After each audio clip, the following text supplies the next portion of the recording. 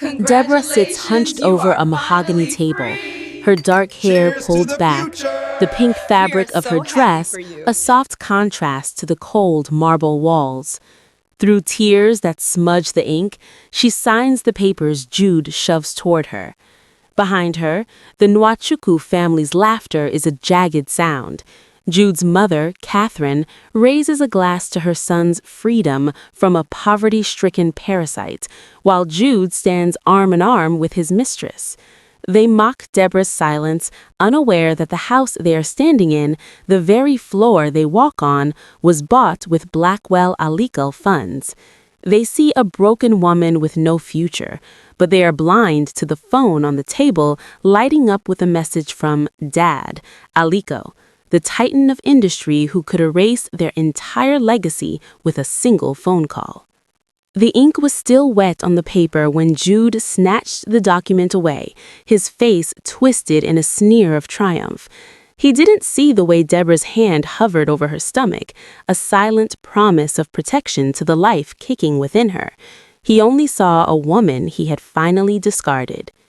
Now, Jude's mother Catherine said as she stepped forward, her heels clicking sharply on the polished marble, pick up that cheap polyester bag and get out. This house is for people of status, not for a girl who brought nothing into this marriage but her appetite. Deborah looked up, her eyes red rims but suddenly clear. She looked at the sprawling ceiling, the crystal chandelier that cast dancing light across the room, and the Italian marble floors that felt cold beneath her feet. Status, she whispered, her voice barely audible over the sound of the party guests' laughter. Don't start whispering like a ghost, Jude snapped, tucking the divorce papers into his jacket pocket. My firm is finally taking off. Jessica is giving me a son who will actually have a future, and I'm done carrying your weight. I built all of this, Deborah. Me. You were just a passenger. A ghost of a smile touched Deborah's lips, a sad, knowing expression that made Jude pause. He didn't know that the startup capital for his architecture firm, the anonymous grant that had saved him from bankruptcy in his second year, had come from a shell company owned by the Blackwell Aliko Trust. He didn't know that this very mansion, which he bragged about owning, was held by a holding company whose primary beneficiary was the woman he had just insulted. For 3 years, she had played the role of the modest wife, funneling her inheritance through a labyrinth of accounts to build him up, wanting him to feel like the provider he so desperately craved to be. She had stripped away her gold and her titles to see if he could love just her. You think you built this, Jude? She asked, her voice gaining a sudden, terrifying steadiness. She looked at the mahogany table, the very one she had authorized the purchase for through an untraceable assistant. You think your firm won the Nwachukwu Plaza contract because of your blueprints? Jude laughed, though it sounded forced. I'm a genius, Deborah, something a grocery store clerk's daughter wouldn't understand. I understand more than you think, she said, standing up with a slow, heavy grace. She glanced at her phone as it vibrated on the table again. Her father was close. The invisible threads she had used to support the Nwachukwu family were about to be pulled tight, and she knew that when she walked out that door, the roof over their heads would effectively cease to belong to them. They were celebrating in a house of cards, and she was the only one who knew the wind was about to blow. Catherine's laughter was a sharp, jagged sound that cut through the festive music, more freezing than the winter air pressing against the window panes. She stepped closer to Deborah, her eyes scanning the younger woman's pink dress with a look of pure physical revulsion. Reaching out, Catherine flicked the fabric of Deborah's sleeve with a manicured nail, her lip curling in a sneer. This dress, Catherine began, her voice carrying across the silent room so every guest could hear. It's the perfect metaphor for you, Deborah. Cheap, flimsy, and completely out of place in a room like this. You've spent 3 years pretending you belong in the Nwachukwu family, but you can't hide poverty. It's in the way you carry yourself, like a beggar who accidentally stumbled into a palace. Jude stood by his mother's side, his arm tightening around Jessica, who smirked into her champagne glass. He didn't interject. He watched as if Deborah were a stranger whose suffering no longer concerned him. "You think because you're carrying a child you have a claim on us?" Catherine continued, her tone dropping to a venomous whisper. "That child will be just like you, a nobody, a blank space in the history of a family that is actually going places. We are the Nwachukwus. We are builders, dreamers, and achievers. And you are the girl from the grocery store, the girl with no lineage, no backing, and now no roof." She signaled to the house security, men whose salaries were being paid by an account Deborah had authorized just last month. "Take her bags to the gate. Better yet, leave them on the curb. I want the scent of failure out of my home before the clock strikes midnight." Deborah felt a coldness spreading through her chest that had nothing to do with the temperature. She looked at Jude one last time, searching for a flicker of the man she thought she had married, but his eyes were as vacant as a desert. "A nobody," Deborah repeated softly, her fingers brushing the phone in her pocket. "Precisely," Catherine snapped, pointing toward the grand entrance.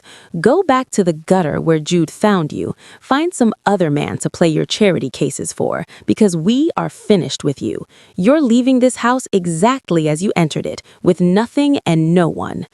Deborah didn't argue. She didn't beg. She simply turned, her posture straighter than it had been in years, and walked toward the door. As the heavy oak frame swung open, letting in a swirl of crystalline snow, the sound of the Nwachukwu's laughter followed her out. They thought they had just thrown out a piece of trash, but as Deborah reached the end of the driveway and pulled out her phone, she knew they had just thrown away the only thing keeping their world from collapsing. The heavy oak doors of the Nwachukwu mansion slammed shut with a finality that echoed through the biting winter night. Deborah stood on the gravel driveway, her thin pink dress offering no protection against the swirling snow that kissed her bare shoulders. Behind her, the muffled sounds of the Christmas party, the clinking glasses, the upbeat jazz, and the cruel melodic laughter of Catherine felt like a fever dream she had finally woken from. Her fingers were numb as she pulled the phone from her pocket. The screen's glow was the only light in the shadows of the estate.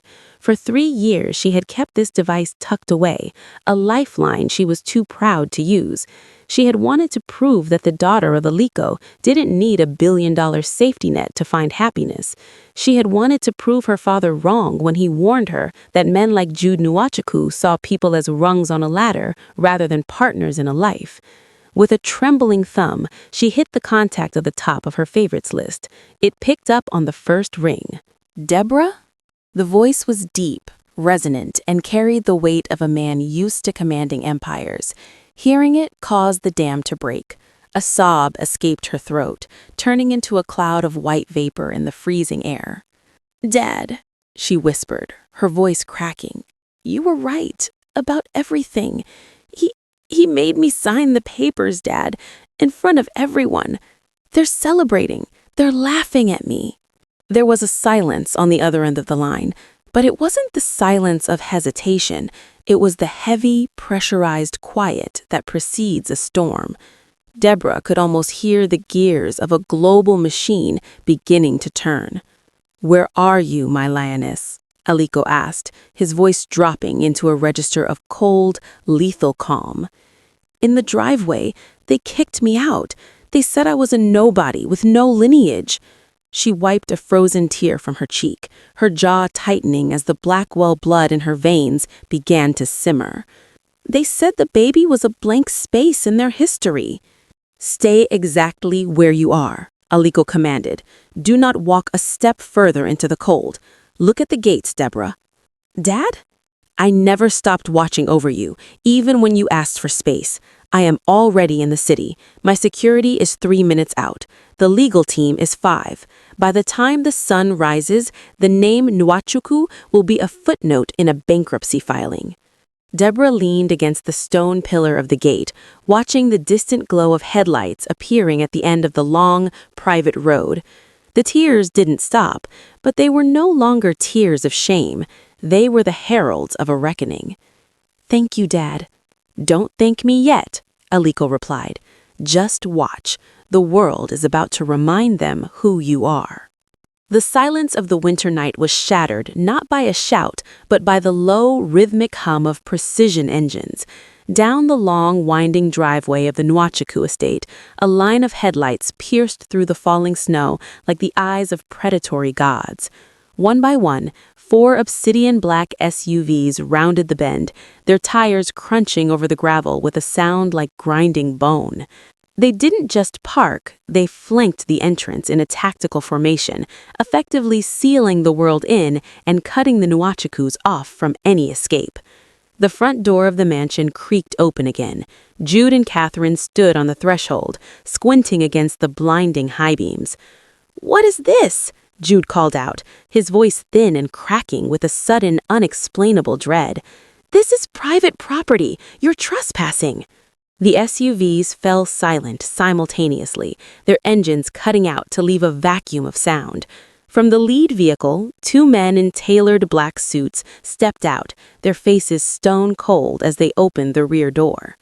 A man stepped onto the snow-dusted pavement, and the very air seemed to grow heavier. Aliko didn't look like a man arriving at a party, he looked like an emperor arriving at a battlefield. His overcoat was worth more than Jude's entire firm, and his eyes, as they locked onto the shivering figure of Deborah, softened for a fraction of a second before turning into flint. He walked past the security detail, ignoring the Nwachukos as if they were nothing more than obstacles in the road. He reached Deborah, draped his own heavy cashmere coat over her trembling shoulders, and kissed her forehead. "I have you, my lioness," he murmured. Then he turned.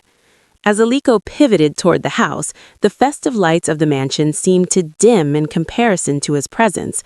Catherine took a step back, her hand fluttering to her throat, her face draining of all color.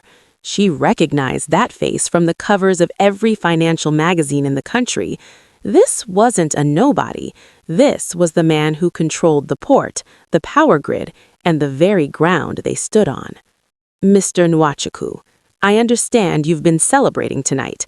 I hope you enjoyed the champagne, because it is the last thing you will ever taste in this house." Jude's mouth hung open, his gaze darting between the black SUVs and the man standing beside the wife he had just discarded. The gold digger was no longer alone, and the nobody had just become the most dangerous person in the room. The silence that stretched across the snowy driveway was suffocating, broken only by the sharp, rhythmic clicking of Catherine's heels as she descended the porch steps, her face a mask of panicked confusion. Behind her, Jude stood frozen, his hand still gripping Jessica's arm as if for balance. The arrogance that had defined his posture all evening had vanished, replaced by a growing, sickly pallor. "Aliko?" Catherine stammered, her voice losing its sharp edge. "There must be some mistake. We know this girl. She's a nobody. She worked in a grocery store when my son found her. She has no family, no background."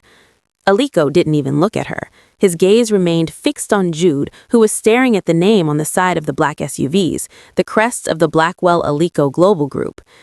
"You called her a parasite," Aliko said, his voice vibrating with a quiet, lethal power. "You mocked her clothes and her silence. You thought her humility was a sign of weakness, and you treated my daughter like a beggar in a house she secretly bought for you." "Daughter?" The word fell from Jude's lips like a lead weight. He looked at Deborah, who stood wrapped in her father's heavy coat, her chin lifted and her eyes burning with a cold fire he had never seen before. "Deborah, you're a Blackwell? Why didn't you tell me?" "I wanted to know if you loved me, Jude," Deborah said, her voice steady and echoing in the winter air. "I wanted to see if you were the man you claimed to be when the money was stripped away. My father warned me. He told me you were a man who loved mirrors, not people. I spent 3 years hoping he was wrong. I spent 3 years funding your dreams, anonymously saving your firm from the brink of collapse, and making sure your mother's debts were cleared, all while you called me a burden." The realization hit the Nwachuku family like a physical blow. The anonymous venture capital funding that sustained Nwachuku architecture weren't the result of his genius, they were the charity of the woman he had just humiliated. Aliko stepped forward, his presence dwarfing the 2 men in the doorway. My daughter's name is Deborah Blackwell Aliko. She is the sole heir to everything I have built. And you, he said, pointing a gloved finger at Jude, just signed away the only thing that was keeping you relevant. You didn't just divorce a wife tonight, Mr. Nwachukwu. You divorced the hand that fed you, clothed you, and kept the roof over your head. And now, that hand is closing into a fist. Jessica let go of Jude's arm, taking a frantic step back as if the failure radiating from him were contagious. The Christmas lights on the mansion flickered, a sudden surge in the grid, casting long, jagged shadows across the snow. Then nobody was gone. In her place stood a woman whose lineage could buy and sell their entire world before breakfast. The transition from celebration to catastrophe was instantaneous. As Aliko snapped his fingers, 3 men in gray suits emerged from the shadows of the vehicles, clutching leather briefcases like weapons. They didn't look at the festive lights or the stunned guests. They looked only at their watches and their tablets. "Mr. Nwachukwu," the lead attorney began, his voice devoid of any warmth, "I am the chief counsel for the Blackwell Aliko Group. As of 60 seconds ago, the anonymous venture capital funding that sustains Nwachukwu architecture has been withdrawn due to a character-based breach of contract. Your firm's primary accounts have been frozen, and your creditors have been notified that your collateral, which was backed by our holding company, is no longer valid." Jude's phone began to vibrate incessantly in his pocket, a frantic digital death rattle. He pulled it out, his eyes widening as he saw the notifications. His business partners were resigning, his bank was demanding immediate repayment of a multi-million naira loan, and his office lease had been terminated. "You can't do this," Jude whispered, his voice cracking. "It's Christmas. You can't just erase a business in a night." "I am not erasing a business," Aliko countered, stepping into the warm light of the porch, though his presence felt like a shadow. "I am simply removing the life support I've been providing for 3 years out of respect for my daughter's wishes. You didn't build that firm, Jude. You just sat in the chair I paid for." The lead attorney stepped past Jude to address Catherine, who was clutching a marble pillar as if it were the only stable thing left in her world. "Mrs. Nwachukwu, as for this residence, this estate is owned by the Grace Heritage Trust. The beneficiary is Deborah Blackwell Aliko. Under the emergency eviction clause for hostile occupants, your right to remain on these premises ended the moment you signed that divorce decree and ordered the owner into the cold." "Eviction?" Catherine shrieked, her face contorting in a mask of pure terror. "This is our home. You can't throw us out in the snow." "The locks are being remotely updated at midnight," the attorney replied, glancing at his tablet. "Security personnel will remain on site to ensure you take nothing that belongs to the trust, which, according to the inventory, includes the furniture, the art, and even the champagne you were currently drinking." Jude looked at Jessica, but his mistress was already backing away toward her own car, her face pale. She was realizing that the empire she had tried to steal was nothing but a hollow shell. The laughter that had filled the mansion only 20 minutes ago had been replaced by a hollow, ringing silence. The Nwachukwus stood on their porch, surrounded by the wreckage of their status, watching as the invisible pillars of their lives were kicked away one by one. They weren't just losing their money, they were being deleted from the world they thought they owned. The cold realization of what he had truly signed away began to sink into Jude's bones, more freezing than the wind howling through the open foyer. He looked at the legal documents in the attorney's hand, then back at Deborah, who stood enveloped in the Blackwell Aliko coat, a garment that cost more than his car. The image of her as a nobody shattered, replaced by the terrifying reality of her power. "Deborah, wait," Jude stammered, his voice losing its arrogance and dissolving into a desperate plea. He took a step toward her, his hands outstretched as if to catch a fallen dream. We were both emotional. It's Christmas. Families have disagreements, but this is a mistake. I didn't mean any of it." Catherine, realizing their survival was tied to the woman she had just spat upon, tried to soften her face. "Deborah, darling, I was worried about Jude's stress. You know how mothers get. Let's go back inside, get you out of the cold, and talk about this like the family we are." Deborah looked at her mother-in-law, her eyes devoid of the warmth that had once been her greatest gift to them. "The family we are?" she repeated. "You just told me my child was a blank space in your history. You told me I was a beggar who stumbled into a palace." Jude ignored his mother and fell to one knee in the slush of the driveway, his expensive suit soaking up the muddy water. "Deborah, please, think about our daughter. Think about the baby. She deserves a father who is successful, someone who can be there for her. I was just scared of the responsibility.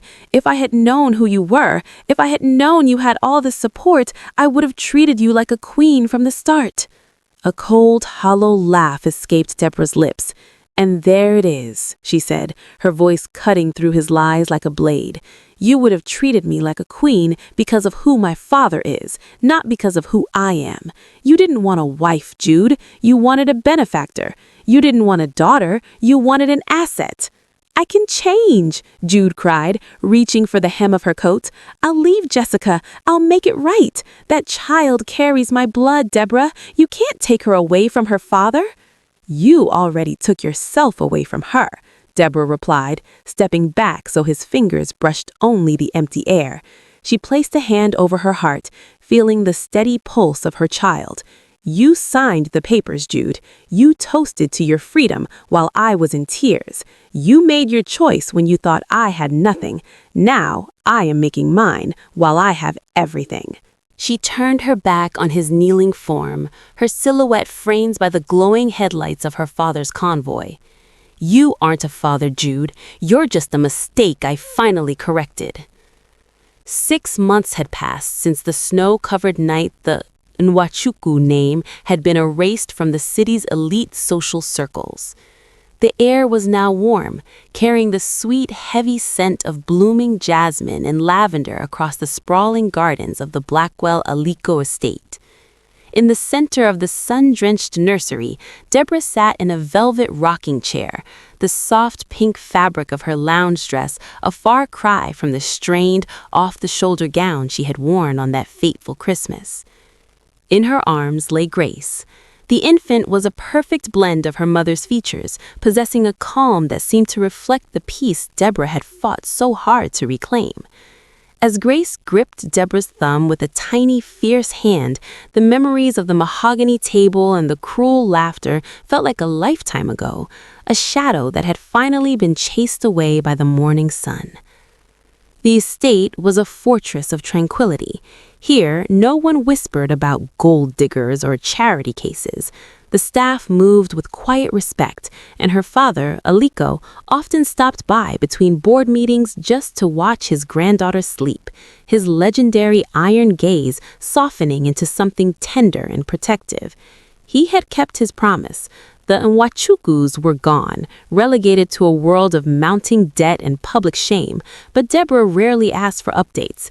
She had learned that the best revenge wasn't watching your enemies fall, it was standing so high that you could no longer see them. Deborah leaned down, pressing a soft kiss to Grace's forehead.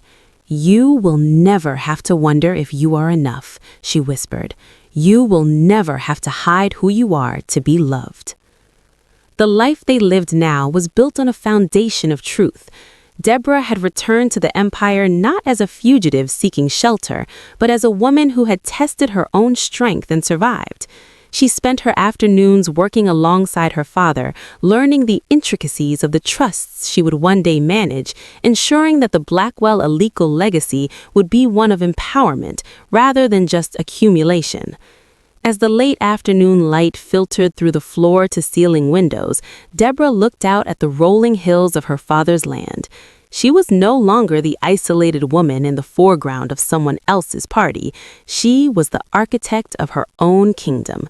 And for the first time in years, the weight in her chest was gone, replaced by the steady, rhythmic breathing of the daughter who would grow up knowing exactly what it meant to be a Blackwell. Chapter 9. The sun began to set over the Blackwell Aliko estate, casting long golden shadows across the nursery.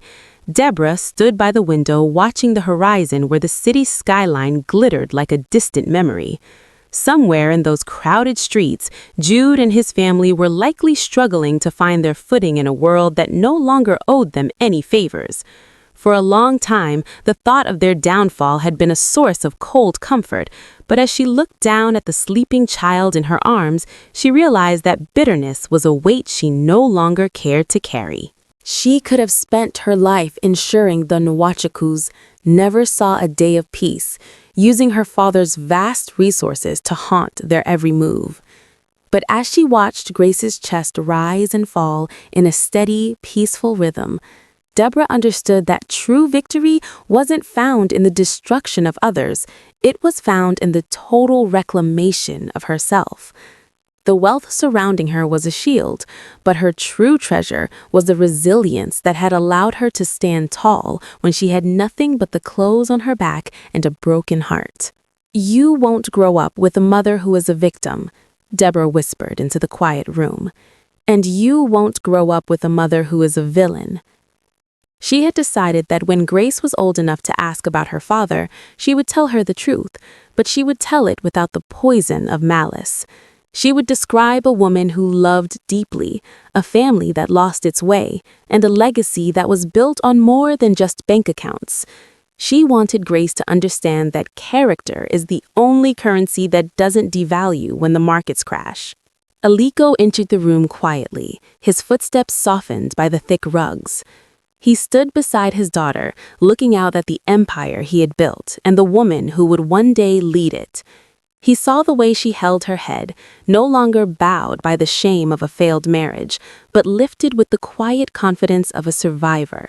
"You've changed, Deborah," he noted softly. "I've just returned to myself, Dad," she replied, a genuine smile finally touching her eyes. "I spent so much time trying to prove I didn't need your name that I forgot I already had my own." As the stars began to appear in the Nigerian sky, Deborah felt a profound sense of closure. The Christmas party, the divorce papers, and the laughter of the Nwachukwus were merely the fire that had tempered her spirit. She had been humiliated, discarded, and broken, only to realize that the most powerful thing she possessed was the grace to move forward. She was a Blackwell Aliko, not because of the money, but because she had the strength to choose love, life, and a future that belonged entirely to her and her daughter.